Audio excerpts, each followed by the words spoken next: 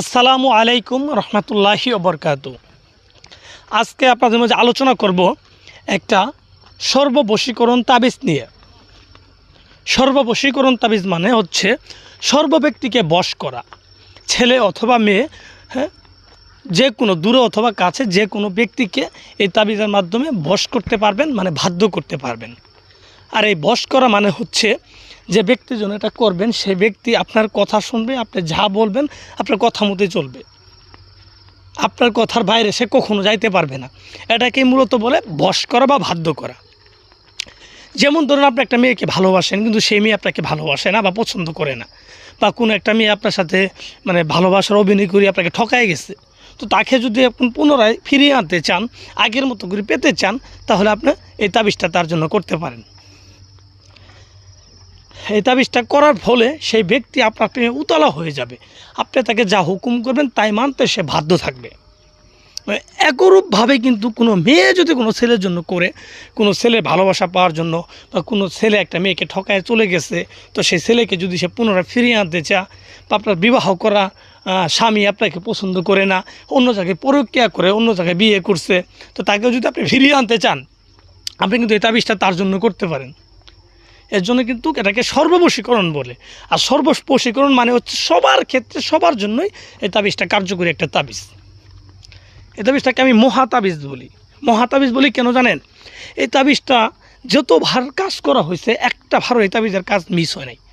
যত ভার করা হয়েছে তত ভারী এই তাবিজটা কাজ হয়েছে 100%। এর জন্য এটা আমিকে সর্ববশীকরণ এবং মহাতাবিজ আমি বলি।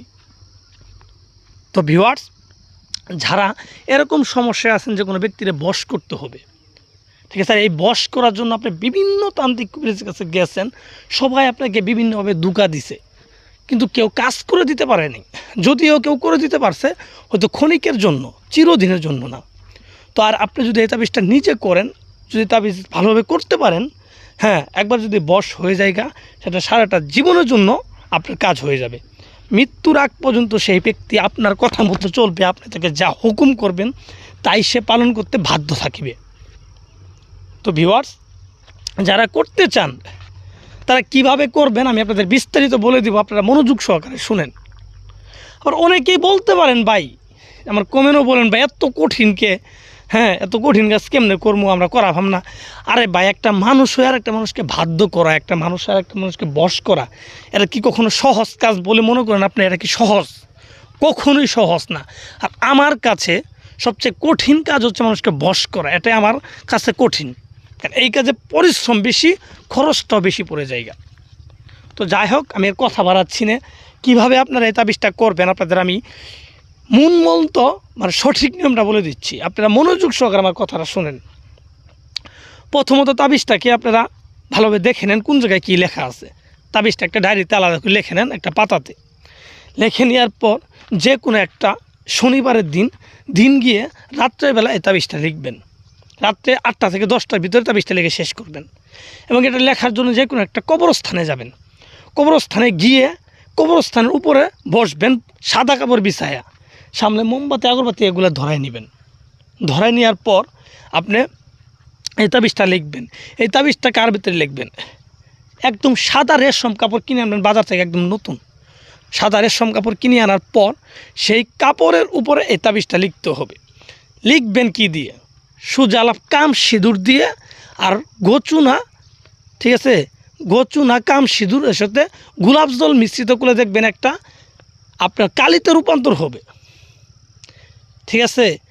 সেই কালি ধারা ডালিম গাছের ডাল কেটে কলম দিয়ে সাদা কাপড় উপরে এই তাবিজগুলো লিখবেন। 2টা তাবিজ লিখবেন একইভাবে। লেখার পর তাবিজের নিচে যাকে বশ করতে চান, প্রথমে ছেলের নাম, ছেলের বাবার নাম, তারপরে মেয়ের নাম, মেয়ের মায়ের নাম। যদি কোনো ছেলেও করেন তাহলে প্রথমে ছেলের নাম দিবেন, কোনো মেয়েও যদি করেন তাহলে প্রথমে ছেলের নাম দিবেন। এই নামগুলা দিবেন। নামগুলা নিয়ে দেওয়ার পর এই তাবিজটাকে আপনি 2টা মাদুলিতে ভরবেন। তামার মাদুলি ছাড়া অন্য মাদুলি হবে না, তো এটা তামার মাদুলিতে ভরবেন। তামার মাদুলিতে ভরার পর একটা তাবিজ যেখানে আপনি বসে লিখলেন সেই জায়গায় ওই তাবিজটা রেখে ওই তাবিজের উপর আপনি প্রস্রাব করে দিবেন। মানে আপনি প্রস্রাব করে সেই তাবিজটাকে ভিজিয়ে দিবেন। ভিজিয়ে তাবিজটা ওই জায়গায় রেখে চলে আসবেন। চলে আসার পর আরেকটা তাবিজ বাড়িতে আনবেন। বাড়িতে আনার পর একটা মাটির ঠুলিতে, নতুন একটা মাটির ঠুলিতে এই তাবিজটা রেখে সেখানে আপনার বীর্য দিয়ে এই ঠুলির ভিতরে এই তাবিজটাকে রেখে দিবেন 3 দিন। 3 দিন রেখে দেওয়ার পর এই তাবিজটাকে আপনি পরবর্তীতে যে কোনো একটা ডালিম গাছের নিচে পুঁতে দিবেন। পুঁতে দেওয়ার পর আপনি বলছি তো সর্বোচ্চ আর একটা দিন অপেক্ষা করবেন। অপেক্ষা করার পরে দেখবেন যার জন্য করলেন সে পাগলের মতো আপনার কাছে ছুটে আসবে এবং সারাটা জীবন সে আপনার গোলামি করবে। আমি চ্যালেঞ্জ দিয়ে বললাম, এই তাবিজটা কেউ করছেন কাজ হয় নাই যদি বলতে পারেন, তার স্যান্ডেল দিয়ে আমার জুতা মারবেন, মানে তার জুতা দিয়ে আমার গালে মারবেন, চ্যালেঞ্জ করে বললাম। আর বাংলার জমিনে এমন কোনো পোলা জন্ম হয় নাই যে এই তাবিজটা করছে হয় নাই। যদি কেউ থাকে আমার এই কথাকে